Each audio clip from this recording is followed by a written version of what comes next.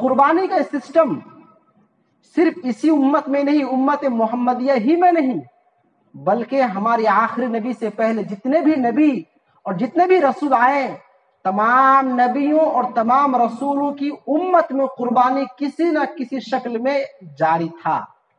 اگر گوشت کھانے کی نیت ہے تو پھر 10ویں تاریخ کا انتظار کیوں کر رہے ہیں؟ آج ہی سے کھانا شروع کر دیجیے۔ اصل بات گوشت کھانا نہیں، اصل بات تقوی ہے، ڈر ہے اللہ تعالیٰ کا۔ ان صلاتی ونسکی ومحیای ومماتی للہ رب العالمین۔ اے میرے نبی آپ کہہ دیجئے ان صلاتی میری نماز، ونسکی میری قربانی۔ بتائیے نمبر 1 پہ کیا ہے؟ قربانی، یہ نماز۔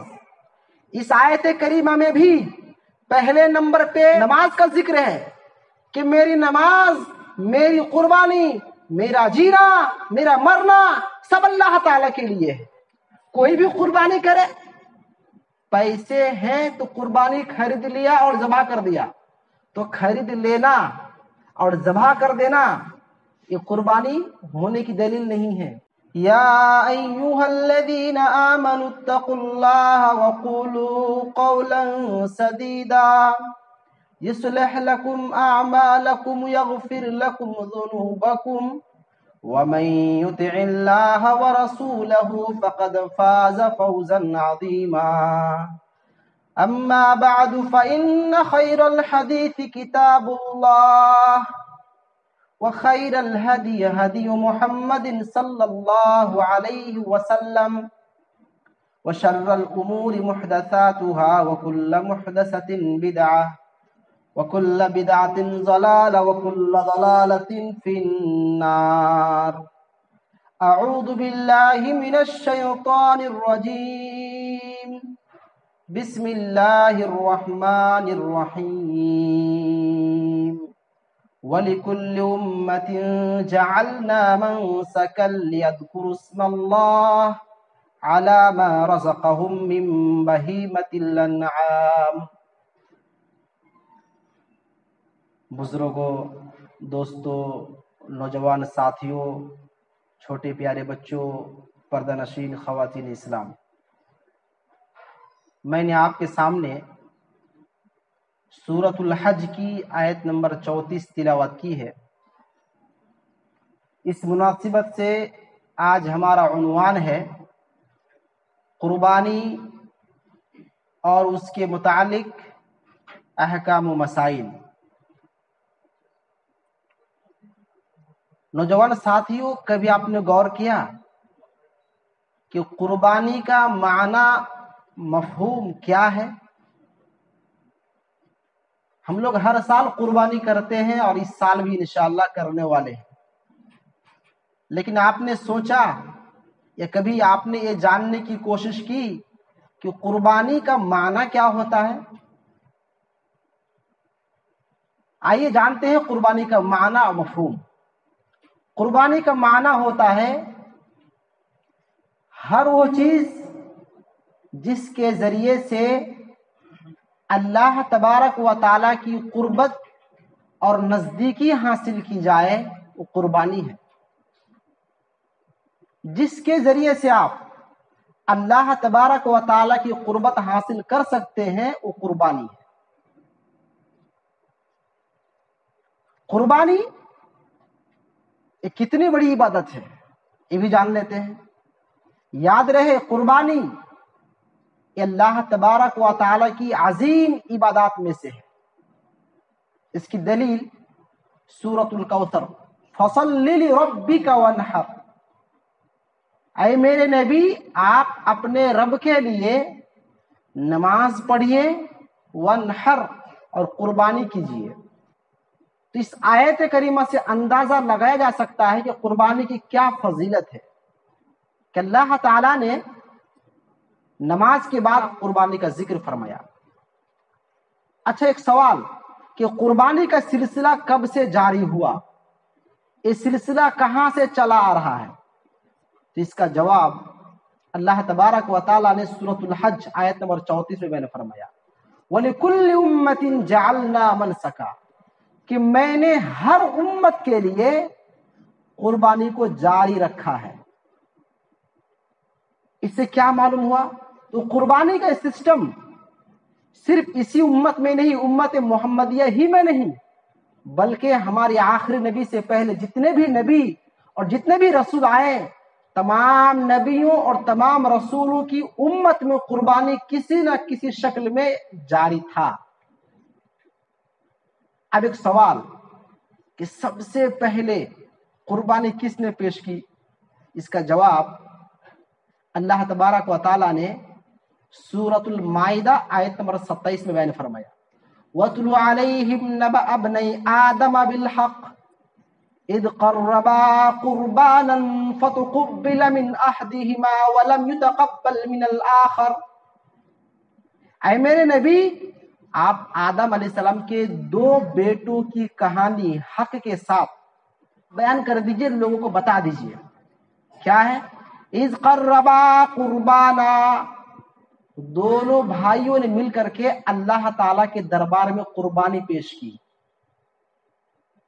فتقبل من احدہما ولم يتقبل من الآخر، دو بھائی میں سے ایک کا نام تھا قابیل اور ایک کا نام تھا حابیل، تو حابیل کی قربانی قبول ہو گئی، ولم يتقبل من الآخر، اور دوسرا بھائی جو قابیل تھا اس کی قربانی قبول نہیں ہوئی۔ قال لأقتلنك قال انما يتقبل الله من المتقين، دو بھائیوں میں سے حابیل کی قربانی جب قبول ہو گئی اور قابیل کی قربانی قبول نہیں ہوئی، تو قابیل نے غصے میں آ کر کے اپنے بھائی حابیل سے کہا، لأقتلنك، اے حابیل میں تمہیں قتل کر ڈالوں گا، میں تمہیں جان سے مار دوں گا، میری قربانی قبول نہیں ہوئی، تمہاری قربانی قبول ہو گئی، مار ڈالوں گا۔ تو حابیل نے کہا، بھائی اس میں میرا قصور کیا ہے؟ اگر تمہاری قربانی قبول نہیں ہوئی تو میں کیا کر سکتا ہوں؟ انما يتقبل اللہ من المتقین، قربانی تو اللہ تبارک و تعالی صرف متقیوں کی قبول فرماتا ہے۔ اب تمہاری قربانی قبول نہیں ہوئی، اس میں تمہارا قصور ہے، اس میں میرا کیا ہے؟ بالآخر قابیل نے اپنے بھائی حابیل کو جان سے مار ڈالا۔ تو اس آیت کریمہ میں ہمیں دو سوال کا جواب ملتا ہے۔ پہلا سوال، سب سے پہلے قربانی کس نے پیش کی؟ آدم علیہ السلام کے بیٹوں نے۔ دوسرا سوال، قربانی کن لوگوں کی قبول ہوتی ہے؟ جواب، متقیوں کی۔ کوئی بھی قربانی کرے، پیسے ہیں تو قربانی خرید لیا اور ذبح کر دیا، تو خرید لینا اور ذبح کر دینا یہ قربانی ہونے کی دلیل نہیں ہے۔ ہاں، انسان کی نیت کیا ہے اور کس وجہ سے قربانی کر رہا ہے، اس پر ڈیپینڈ کرتا ہے کہ اس کی قربانی قبول ہوئی یا نہیں ہوئی۔ اس لیے کہ اللہ تبارک و تعالی نے سورہ حج میں بیان فرمایا، لَن يَنَالَ اللَّهَ لُحُومُهَا وَلَا دِمَاؤُهَا وَلَكِن يَنَالُهُ التَّقْوَى مِنكُمْ۔ اللہ تبارک و تعالیٰ کے یہاں ہم لوگ جو قربانی کرتے ہیں، کتنا ہی موٹا تازہ جانور ہو، کتنا ہی مہنگا ہو، لیکن اگر ہماری نیت صحیح نہیں ہے تو تمام کے تمام پیسے بیکار ہیں، بس گوشت کھانے کے لائق بنتا ہے۔ لَن يَنَالَ اللَّهَ لُحُومُهَا، اللہ کے یہاں تمہارے جانوروں کے گوشت نہیں پہنچتا، ولا دماؤها، خون بھی نہیں پہنچتا، ولکن ینالہ التقوی منکم، پھر کیا پہنچتا ہے؟ تو جواب دیا گیا، تمہارے دل کی کیفیت، تقوی، ڈر، تمہاری نیت، تم قربانی کس بنیاد پہ کر رہے ہو، کیوں کر رہے ہو، یہی چیز اللہ تعالیٰ کے یہاں پہنچتا ہے، اور یہی چیز اللہ تبارک و تعالیٰ کو مطلوب اور مقصود ہے۔ بہت سارے لوگ آپ کو ملیں گے، آپ کے ساتھیوں میں سے، آپ کے دوست احباب میں سے، رشتہ داروں میں سے، بہت مہنگے مہنگے جانور خریدتے ہیں، لیکن نمازوں میں دیکھیے غیر حاضر۔ جمعہ آیا، عید کو ایک مرتبہ آ گیا، بس بتائیے قربانی نمبر 1 پہ ہے یا نماز نمبر 1 پہ ہے؟ ابھی آپ نے آیت سنی سورہ کوثر کی، اور میری بات نہیں، آپ کو شک ہو تو آپ قرآن اٹھا کے دیکھ لیجئے اور دیکھ لیجئے گا، فَصَلِّ لِرَبِّكَ وَانْحَرْ، سب سے پہلے بات کس کی کہی گئی ہے؟ ایسا تو نہیں کہ پہلے قربانی کرو بعد میں نماز پڑھو، پہلے تو نماز کی بات ہے. فصلی، آپ نماز پڑھیے لربی کا، اپنے رب کو راضی کرنے کے لیے. اور نمبر 2 پہ قربانی کی باری ہے کہ پھر قربانی کیجیے. یہاں تو قربانی کرنے والوں کی کمی نہیں اور نمازوں کی تعداد نہیں. نماز پڑھنے والے غیر حاضر، ہفتے میں 1 مرتبہ آئے، حاضری دے کے چلے گئے. تو میرے پیارے بھائیوں، اگر صرف آپ گوشت کھانا چاہتے ہیں کہ چلو سب کے ساتھ مل کے گوشت کھائیں گے تو ٹھیک ہے، لیکن واقعی حقیقتاً اگر آپ قربانی کرنا چاہتے ہیں تو پھر آپ کو نمازوں کی بھی پابند بننی پڑے گی. آپ پڑھیے سورۃ الانعام، اس میں اللہ تعالیٰ نے بیان فرمایا ان صلاتی ونسکی ومحیای ومماتی للہ رب العالمین.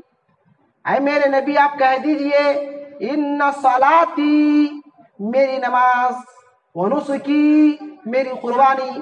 بتائیے نمبر 1 پہ کیا ہے؟ قربانی، یہ نماز. اس آیت کریمہ میں بھی پہلے نمبر پہ نماز کا ذکر ہے کہ میری نماز، میری قربانی، میرا جینا، میرا مرنا سب اللہ تعالیٰ کے لیے ہے. تو یہاں جب کھانے کی باری آتی ہے تو سب کو سمجھ میں آتا ہے، سب پہلے سے خرید لیتے ہیں.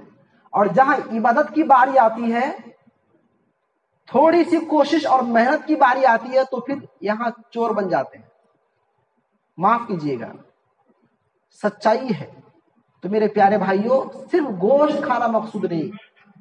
اللہ تبارک و تعالیٰ یہ دیکھنا چاہتا ہے کہ میرے بندوں کے دلوں میں تقوی کتنا ہے، ڈر کتنا ہے اللہ تعالیٰ کا. تو قربانی کا مقصد اللہ کو راضی کرنا ہو، اللہ کو خوش کرنا ہو، گوشت کھانا نہ ہو. اگر گوشت کھانے کی نیت ہے تو پھر 10ویں تاریخ کا انتظار کیوں کر رہے ہیں؟ آج ہی سے کھانا شروع کر دیجیے. اصل بات گوشت کھانا نہیں، اصل بات تقوی ہے، ڈر ہے اللہ تعالیٰ کا. چلیے، یہ چند سوالات اور اس کے جوابات تھے. اب آئیے ہم دیکھتے ہیں قربانی کے احکام. قربانی کرنے کے 5 شرائط ہیں. پہلی شرط یہ ہے کہ قربانی کا جانور انہی جانور میں سے ہو جن جانوروں کا تذکرہ اللہ تعالیٰ نے قرآن مجید میں فرمایا. وہ جانور کون کون سا ہے؟ علی ما رزقهم من بہیمۃ الانعام. وہ جانور ہونا چاہیے بہیمۃ الانعام میں سے. آپ کہیں گے بہیمۃ الانعام کون کون سے جانور ہیں؟ تو سن لیجئے، سورہ انعام ہی میں اللہ تعالیٰ نے فرمایا من الابل اثنین، اونٹ میں سے 2، نر اور مادہ 2 جانور ہو گیا. ومن البقر اثنین، اور گائے میں سے 2، نر اور مادہ 4 ہو گیا. ومن المعد اثنین، بکری میں سے 2، نر اور مادہ، یعنی بکرا بکری 6 ہو گیا. اور ومن الضأن اثنین، بھیڑ میں سے 2، مذکر مؤنث، نر اور مادہ. تو گوئے کہ 4 طرح کے جانور ہیں جس کو آپ نر اور مادہ ملا کر گنیں گے تو 8 قسم کے جانور ہوں گے، اور انہی میں سے دمبا بھی شامل ہے. تو گویا کہ 8 قسموں کے جانوروں میں آپ قربانی کر سکتے ہیں. اب آپ کہیں گے بھینس میں قربانی، بھینس کی قربانی یہ مختلف فی ہے، تو اب اختلاف میں نہ پڑے، جو واضح ہے اسی پر عمل کیجیے، انشاءاللہ آپ کے لیے کافی ہے. تو پہلی شرط یہ ہے کہ قربانی کا جانور انہی جانوروں میں سے ہو جن کا تذکرہ اللہ تعالیٰ نے قرآن مجید میں بیان فرمایا اور جس کو میں نے آپ کے سامنے پیش کر دیا. وہ 8 قسم کے جانور ہیں. دوسری شرط ان تبلغ سن المحدود، وہ جانور اپنے محدود عمر کو پہنچ جائے. اس کی عمر کیا ہے؟ اس کی عمر بس دانت نکلنا ہے، یعنی دودھ کا دانت گر جائے اور پھر دانت نکل آئے تو اسے بولتے ہیں داتا ہوا. تو جانور داتا ہوا ہونا چاہیے، یہ دوسری شرط ہے. اس کی دلیل یہ حدیث پاک ہے. عن جابر بن عبد اللہ رضی اللہ تعالی عنہ قال قال رسول اللہ صلی اللہ علیہ وسلم لا تذبحوا الا مسنة الا ان يعصر عليكم فتذبحوا جذعة من الضأن. رواه مسلم فی کتاب العزاہی. حدیث مسلم شریف میں موجود ہے. جابر بن عبداللہ رضی اللہ تعالیٰ عنہ بیان کرتے ہیں کہ اللہ کے رسول نے فرمایا تم لوگ قربانی کے لیے انہی جانوروں کا چوائس کرو جو داتا ہوا ہو. تو گوئے کہ عمر کا کوئی لحاظ نہیں، جس جانور کا دانت نکل آئے وہی جانور قربانی کے لائق ہے، چاہے 2 سال میں دانت نکل آئے، چاہے 3 سال میں دانت نکل آئے، چاہے 4 سال میں۔ اس سال نہیں دیکھا جائے گا، یہ دیکھا جائے گا اس کا دانت نکلا ہے یا نہیں، چاہے آپ کے اپنے گھر کے پالا ہوا جانور ہو یا پھر مارکیٹ سے خریدا ہوا جانور ہو۔ لوگ بولتے ہیں کہ شیخ ہم خود اپنے گھر میں کھسی پال رہے تھے تو 1 سال کا ہے لیکن موٹا تازہ ہے، چلے گا کہ نہیں چلے گا؟ اصل بات ہے دانت نکلنا۔ اگر 6 مہینے کی عمر میں بھی دانت نکل آئے تو جانور قربانی کے لیے کافی ہے۔ 2 سال کا ہو جائے اور دانت نہ نکلے تو اس میں قربانی نہیں ہو سکتی ہے۔ ایک حدیث لوگ بطور دلیل پیش کرتے ہیں، حالانکہ وہ حدیث اسی صحابی کے ساتھ خاص ہے۔ ایک صحابی آئے اور انہوں نے عید کی نماز پڑھنے سے پہلے قربانی کر دیا، تو اللہ کے رسول نے کہا کہ عید سے پہلے جو قربانی کر دیا اس کی قربانی نہیں ہوگی۔ تو صحابی دوڑے دوڑے آئے کہ اللہ کے رسول ہم تو عید سے پہلے قربانی کر دیے تھے اور ہمارا مقصد نیک تھا کہ ہم کھائیں گے، رشتہ دار کھائیں گے، سب کو بانٹ دیں گے، ہم تو کچھ غلط نہیں کیا، اب کیا کریں گے؟ تو اللہ کے رسول نے کہا تمہارے پاس کوئی جانور ہے؟ کہا اللہ کے رسول میرے پاس ہے، 6 مہینہ 7 مہینے کا ایک بکرا یا بکری ہے، تو وہ لیکن موٹا تازہ ہے، تو کیا کروں؟ تو اللہ کے رسول نے کہا کہ آپ کر دیجئے قربانی، لیکن آپ کے بعد کسی اور کے لیے جائز نہیں ہوگا، آپ قربانی کر سکتے ہیں۔ تو اپنے گھر کا پالا پوسا موٹا جانور جو داتا ہوا نہ ہو قربانی کر سکتے ہیں، یہ صرف اسی صحابی کے لیے خاص تھا، ہمارے لیے آپ کے لیے نہیں ہے۔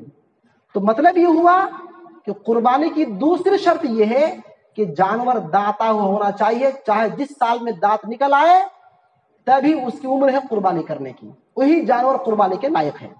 ایک دوسری شرط، اور تیسری شرط یہ ہے شرعی مانع عیوب سے وہ جانور پاک ہو، یعنی شریعت نے جن عیبوں کو قربانی کے جانوروں کے لیے معیوب سمجھا ہے ان تمام عیوب سے وہ جانور پاک ہو، اور 4 طرح کے عیب ہیں۔ آئیے ایک حدیث کے آئینے میں دیکھ لیتے ہیں۔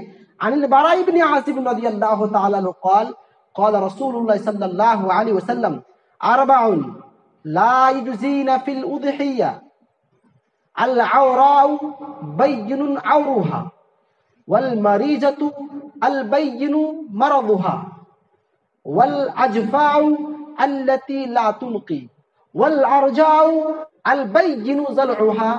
رواہ امام البانی فی صحیح الجامع۔ امام البانی نے اس حدیث کو اپنی کتاب صحیح الجامع میں نقل کیے ہیں۔ براء بن عازب رضی اللہ تعالی راوی وہ کہتے ہیں کہ اللہ کے رسول نے فرمایا 4 طرح کے جانور ایسے ہیں جو قربانی کے لیے کافی نہیں ہوگا۔ نمبر 1 العوراء بین عورها، ایسا جانور جو اندھا ہو اور اندھا پن بالکل ظاہر ہو تو اس جانور کی قربانی صحیح نہیں ہوگی۔ نمبر 2 والمریضۃ البین مرضها، ایسا جانور جو بیمار ہے اور اس کی بیماری بالکل ظاہر ہے تو اس جانور کی بھی قربانی نہیں ہوگی۔ نمبر 3 العرجاء البین ضلعها، ایسا جانور جو لنگڑا ہے اور لنگڑا پن بالکل ظاہر ہے تو اس جانور کی بھی قربانی نہیں ہوگی۔ نمبر 4 والعجفاء التي لا تنقي، اتنا کمزور، اتنا دبلا پتلا جانور جس کے بدن میں، جس کے جسم میں گوشت ہی نظر نہ آئے، صرف ہڈی ہڈی لگے، تو ایسے جانور کی قربانی نہیں ہوگی۔ تو وہ کہ 4 عیوب ہیں جانور میں پائے جائے تو اس جانور کی قربانی نہیں ہوگی۔ اسی طرح سے وہ جانور جس کا کان چیرا ہو، پھٹا ہو، کٹا ہوا ہو اور بالکل واضح ہو، ظاہر ہو، دکھ رہا ہو تو اس جانور کی قربانی نہیں ہوگی۔ اب یہ ایک سوال کر سکتے ہیں کہ اگر لنگڑا ہے لیکن بالکل توجہ کے ساتھ دیکھنے کے بعد ہی معلوم ہو رہا ہے، واضح لنگڑا نہیں ہے، واضح اندھا نہیں ہے، واضح بیمار نہیں ہے ہلکا مقدار میں زیادہ نہیں ہے، تو کیا قربانی ہوگی کہ نہیں ہوگی؟ جواب البین، واضح یعنی واضح بیماری ہے، دکھ رہا ہے، سب کو دکھ رہا ہے تو اس جانور کی قربانی نہیں ہوگی۔ لیکن ہلکی ہے جس کو چند ہی لوگ سمجھ پاتے ہیں، بقیہ لوگ نہیں سمجھ پاتے ہیں، یہ ہے بالکل گہری نظر سے دیکھنے کے بعد ہی معلوم پڑتا ہے، تو پھر اس جانور کی قربانی ہو جائے گی۔ یہاں پر ایک سوال کا جواب اور دے دیتا ہوں۔ سوال یہ ہے کہ اگر ہم نے جانور خریدا اور پھر لنگڑا ہو گیا بعد میں تو اب کیا کریں گے؟ یا गिरा, चोट लगा, अंधा हो गया, कुछ हो गया, तो क्या करेंगे? जवाब ये है कि अगर आपके पास टाइम है, आपके लिए मुनासिब अगर है कि आप इसको बेच कर दूसरा खरीद सकते हैं तो दूसरा खरीद लीजिए, और अगर नहीं है तो आपने सही सालिम खरीदा था, अब बाद में नुक्स हो गया, आयब हो गया और दूसरा जानवर आप खरीद नहीं सकते या इसको बदल भी नहीं सकते, आपके बस में नहीं है, तो इंशाअल्लाह वो जानवर कुर्बानी के लिए काफी है। तो खैर ये तीसरी शर्त थी। चौथी शर्त कुर्बानी के जानवर में ये है, आपका अपना जानवर होना चाहिए, यानी आपने अपने पैसों से खरीदा हो। ऐसा नहीं कि कहीं से उठा लेकर आया और जमा कर दिया कुर्बानी के दिन, यानी कि चोरी करके लाया जमा कर दिया, तो कुर्बानी नहीं होगा। अब कोई कहे भाई इसमें क्या गलत है, नियत अच्छी है ना, हम अल्लाह के लिए कुर्बानी कर रहे हैं, तो क्यों नहीं होगा? अन्नियतुल हसनतु ला तुहसिनुल अमल सय्य। अच्छी नियत बुरे काम को अच्छा नहीं करता। आपकी नियत ठीक है कि हम अल्लाह के लिए कुर्बानी कर रहे हैं, लेकिन हरकत ही गलत है आपकी। आपने जो हरकत की है गलत हरकत है। तो अच्छी नियत बुरे काम को अच्छा नहीं बना सकता। लिहाजा किसी का माल उठा लाया और जबा कर दिया, कुर्बानी हो गई, नहीं, गलत बात है। तो चौथी शर्त यह है, वो जानवर आपकी अपनी होनी चाहिए, आपने खरीदा हो, या आपका अपना पाला पोसा जानवर होना चाहिए। पांचवी शर्त, उस कुर्बानी के जानवर को जो दिन खास है कुर्बानी करने के उन्हीं दिन में किया जाना चाहिए। वो क्या है? ईद की नमाज आपने पढ़ लिया, अब आप कुर्बानी कर सकते हैं। आखिरी टाइम कब है? शुरू हुआ नमाज पढ़ने के बाद से कब तक कर सकते हैं? जिलहिज्जा महीने के 13वें तारीख तक, यानी 3 दिन तक, ईद के दिन छोड़ करके 3 दिन लगातार आप कुर्बानी कर सकते हैं, चाहे रात के वक्त हो या दिन के वक्त हो। रात में कुर्बानी करने का मकसद ये नहीं होना चाहिए कि कोई गरीब आएगा तो उसको देना ना पड़े, ये अगर मकसद नहीं है, मजबूरी है, रात में जमा कर लिए तो चलेगा, लेकिन गोश्त ना बांटने की वजह से आप रात में जमा कर रहे हैं तो नियत में फुतूर है, कुर्बानी नहीं होगी आपकी। तो लिहाजा पांचवी शर्त यह है कि कुर्बानी के जानवर को उसके अपने महदूद वक्त में कुर्बान किया जाए। ईद की नमाज पढ़ने से लेकर के 13 तारीख की शाम तक, असर के बाद तक आप कुर्बानी कर सकते हैं, और इससे पहले और इससे बाद में कुर्बानी करेंगे तो कुर्बानी नहीं होगी, अलबत्ता आपके लिए खाना हलाल होगा। तो ये 5 शराइत है कुर्बानी के जानवर में। पहली शर्त, कुर्बानी का जानवर 8 जानवरों में से होना चाहिए। दूसरी शर्त, वो जानवर दाता हुआ होना चाहिए। तीसरी शर्त, जाहिरी उयूब नकाइस से पाक हो। और चौथी शर्त, वो जानवर खुद आपका हो, आपकी मिल्कियत में हो। और पांचवी शर्त यह है, उस जानवर को जो वक्त है उसी वक्त पर ज़बह किया जाए। ये 5 शराइत अगर है तो आपकी कुर्बानी कबूल होगी। यहाँ पे एक सवाल का जवाब दे देते हैं, कुर्बानी और अकीका एक जानवर में चल जाएगा? कुर्बानी और अकीका एक जानवर में हो जाएगा? नहीं होगा। कुर्बानी का मसला अलग है और अकीका का मसला अलग है। आप कुर्बानी का जानवर अलग लीजिए और अकीका के लिए अलग। अकीका का ताल्लुक बड़े जानवरों से नहीं है, बस बकरा बकरी भेड़ दुम्बा इन्हीं से है, और कुर्बानी का ताल्लुक छोटे से लेकर बड़े जानवर तक है। हाँ, अगर 7वें दिन वो है तो आप कुर्बानी अलग से कीजिए और अकीका अलग से कीजिए। एक जानवर में शरीक करके ये 2 चीज नहीं हो सकता।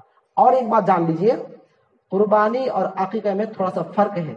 फर्क ये है, कुर्बानी के जानवर दाता हुआ हो, लेकिन अकीके के बाब में दाता हुआ जरूरी नहीं है। उसी तरह से कुर्बानी के जानवर में आयब नहीं होना चाहिए, लेकिन अकीके के जानवर में ऐसी कोई शर्त नहीं है। तो थोड़ा सा फर्क है। तो कुर्बानी एक अलग चीज है, अकीका अलग चीज है, इसको एक साथ मिलाया ना जाए। जहां तक खाल और गोश्त की बात है, ये भी अहम बात है, तो गोश्त को बांटिए, जमा रखिए, खाइए, दोस्तों को खिलाइए। यही हुक्म अकीका का और कुर्बानी दोनों का हुक्म है। और खाल की जहां तक बात है, तो खाल का बजट तो खुद आप उसको दबागत देकर के इस्तेमाल करना चाहे तो कर सकते हैं, बेच करके पैसा इस्तेमाल नहीं कर सकते। अगर कुर्बानी का जानवर है या अकीका का जानवर है, उसका खाल आप उसे दबागत दे करके कोई चीज बना करके यूज करना चाहते हैं तो आपके लिए जायज है, लेकिन उस खाल को बेच करके पैसा खाना जायज नहीं। वो गरीब और मिस्किनों में तकसीम किया जाना चाहिए। تو یہ تھا عقیقے اور قربانی کے سلسلے میں چند ضروری اور بنیادی باتیں. لاسٹ میں ایک سوال کا جواب دے کر کے بات ختم کرتا ہوں. سوال یہ ہے کہ میت کی طرف سے قربانی کرنا کیسا ہے؟ ابا کا انتقال ہو گیا، امی کی انتقال ہو گئی، یا اپنے دوسرے کوئی بھی انتقال ہو گیا رشتہ دار میں سے، تو ان کی طرف سے اگر کوئی زندہ بندہ قربانی کر رہا ہے تو صحیح ہے غلط؟ یاد رہے اس کی 3 شکلیں ہیں. میت کی طرف سے قربانی کرنے اور نہ کرنے کی 3 شکلیں ہیں. اس میں سے 2 شکل جائز ہے اور 1 شکل درست نہیں ہے. پہلی شکل یہ ہے کہ آپ جیسے قربانی کرتے ہیں تو آپ یوں کہیں کہ اللہ یہ قربانی میری طرف سے ہے اور میرے گھر والوں کی طرف سے ہے. تو جیسا آپ یہ کہیں گے کہ میری طرف سے ہے اور میرے گھر والوں کی طرف سے ہے، تو آپ کے گھر والوں میں آپ کی والدہ جو انتقال کر چکی ہے وہ بھی شامل ہے، آپ کے والد جن کا انتقال ہو گیا وہ بھی شامل ہے. تو ان کو یہ نیکی ملے گی. جب آپ یوں کہیں گے یہ قربانی میری طرف سے بھی ہے اور میرے گھر والوں کی طرف سے بھی ہے، تو پھر یہ درست ہے، یہ ثواب ان کو بھی ملے گا. ٹھیک ہے، ایک قسم. دوسری شکل یہ ہے کہ مرنے والے شخص نے وصیت کی تھی، بیٹا اگر میں مر جاؤں تو میرے نام پہ قربانی کرنا. اب وصیت کس طرح کی تھی یہ دیکھا جائے گا کہ ایک ہی سال قربانی کرنے کے لیے کہا یا ہر سال قربانی کرنے کے لیے کہا. اگر باپ نے یہ کہا ہوگا اس سال قربانی کر دو گے بیٹا اگر میں قربانی نہ کر سکوں تو اب بیٹے پر واجب ہو جائے گا کہ باپ کی وصیت پر عمل کرتے ہوئے باپ کی طرف سے اللہ کے لیے قربانی پیش کرے، یہ وصیت پر عمل کرتے ہوئے. تو یہ 2 شکل ہے، یہ 2 شکل جائز ہے. تیسری شکل جو درست نہیں ہے وہ یہ ہے کہ صرف خالص میت کے نام پہ قربان کیا جائے، کہ پورا جانور میرے باپ کے نام پہ جو مر گئے ہیں، یا پورا جانور میری امی جن کا انتقال ہو گیا اس کے نام پہ میں کر رہا ہوں، تو یہ غلط ہو جائے گا. کیوں؟ اس لیے کہ حدیث میں ایسی کوئی بات صراحت کے ساتھ ثابت نہیں ہے. اب بتائیے اللہ کے رسول کے حیات ہی میں آپ کی بیوی خدیجہ رضی اللہ تعالیٰ عنہ کا انتقال ہو گیا تھا، آپ کی کئی بیٹیوں کا انتقال ہو گیا تھا، لیکن آپ نے کبھی بھی اپنے بیٹوں کی طرف سے یا اپنی بیوی کی طرف سے یا اپنی بیٹیوں کی طرف سے آپ نے قربانی نہیں کی، مستقل قربانی نہیں کی. ہاں اللہ کے رسول نے ضرور کہا اللہم تقبل من محمد و آل محمد ومن امت محمد، یا اللہ اس قربانی کو میری طرف سے، میرے گھر والوں کی طرف سے اور میری تمام امت کی طرف سے قبول فرما. آپ نے ضرور کہا، لیکن یہ نہیں کہا کہ میں اس قربانی کو اپنے فلاں بیٹے کے لیے کر رہا ہوں یا میری بیوی کے لیے کر رہا ہوں، ایسا آپ نے نہیں کہا. تو لہٰذا کیا معلوم ہوا؟ میت کی طرف سے قربانی کرنا مستقلاً خود اس کے نام پہ ایک جانور یا ایک حصہ، یہ صحیح نہیں ہوگا. تو سوال تھا میت کی طرف سے قربانی کرنا. جواب 2 جائز شکل ہے، 1 ممنوع ہے. جائز یہ ہے کہ زندوں کے ساتھ مردے کو ملا لیا جائے، ایک شکل. دوسری شکل یہ ہے وصیت پر عمل کرتے ہوئے قربانی کی جائے، یہ دونوں جائز ہے. منع یہ ہے کہ مستقلاً اس کے نام پہ قربانی کی جائے، یہ منع ہے. اس کے بعد ایک مسئلہ یہ ہے کہ کتنے لوگ شریک ہو سکتے ہیں قربانی کے جانور میں، کتنے لوگ شریک ہو سکتے ہیں؟ تو اگر بڑا جانور ہے تو اس میں 7 سے لے کر 10 تک، اونٹ میں 10، اور اونٹ سے چھوٹا جانور جو ہے اس میں 7، اور اس سے چھوٹا بکری ہے، کھسی ہے، دمبا ہے، بھیڑ ہے، اس میں 1 گھر والوں کے لیے کافی ہے. 1 بکری 1 گھر والوں کے لیے کافی ہے، ایک فیملی کے لیے کافی ہے. لیکن بڑے جانور میں 7 لوگ یا 10 لوگ جو شریک ہوں گے وہ 10 لوگوں کی طرف ہی سے قربانی ہوگا. اچھا، اس کے بعد ایک مسئلہ یہ رہ گیا کہ چاند نظر آ جانے کے بعد ہمیں کیا کرنا چاہیے؟ چاند جیسی ہی نظر آ جائے تکبیرات کہے تو ہم کرنا چاہیے، اللہ اکبر اللہ اکبر اللہ اکبر لا الہ الا اللہ واللہ اکبر اللہ اکبر وللہ الحمد. اور دوسرا کام یہ ہے کہ ناخن کاٹنے سے، مونچھ کاٹنے سے، بال کاٹنے سے انسان کو بچتے رہنا چاہیے، کیونکہ ان دنوں منع کیا گیا جو قربانی کرنا چاہتا ہے وہ ان چیزوں کو نہ کاٹے. تو اس کے بعد ایک بات اور ہے کہ قربانی جب کرے تو کیا دعا پڑھنا چاہیے؟ دعا کیا پڑھنا چاہیے؟ وہاں پہ دعا لکھا ہے، دیکھیے بہت بڑی دعا لکھی ہوئی ہے، سب کو یاد نہ ہو شاید، اور یاد کرنا مشکل بھی اگر ہو تو آسان دعا سکھا رہا ہوں، سنیے.